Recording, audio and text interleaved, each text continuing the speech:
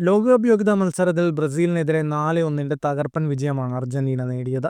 സ്വന്തം കാണികൾക്ക് മുൻപിൽ നേടിയ വിജയത്തിന് ശേഷം അർജന്റൈൻ പരിശീലകൻ ലയണൽ സ്കലോണി അർജന്റൈൻ ടീമിനെക്കുറിച്ചും മത്സരത്തിന് മുൻപുള്ള ബ്രസീലിയൻ താരം റഫീഞ്ഞയുടെ വെല്ലുവിളിയെക്കുറിച്ചും സംസാരിച്ചു. സ്കലോണിയുടെ വാക്കുകൾ ഇങ്ങനെയാണ്: ഇതൊരു ടീം വിജയമാണ്. കാരണം ഞങ്ങൾ ഒരു ടീമായി കളിച്ചു. അതുകൊണ്ടാണ് ഞങ്ങൾക്ക് ബ്രസീലിനെ ചെറുക്കാനായത്. അവരെ തോൽപ്പിക്കാനുള്ള ഒരേയൊരു മാർഗം അതാണ്. ഞങ്ങൾ മികച്ച മത്സരങ്ങൾ കളിച്ചുവെന്ന് താൻ കരുതുന്നുവെന്ന് സ്കലോണി പറഞ്ഞു. റഫീഞ്ഞയുടെ മത്സരത്തിന് മുമ്പുള്ള പ്രസ്താവനകളെക്കുറിച്ച് ചോദിച്ചപ്പോൾ സ്കലോണിയുടെ മറുപടി ഇങ്ങനെ: റഫീഞ്ഞ മനഃപൂർവ്വം അത് ചെയ്തിട്ടില്ലെന്ന് എനിക്കറിയാം. കാരണം അദ്ദേഹം തൻ്റെ രാജ്യത്തെ പ്രതിരോധിക്കുകയാണ്.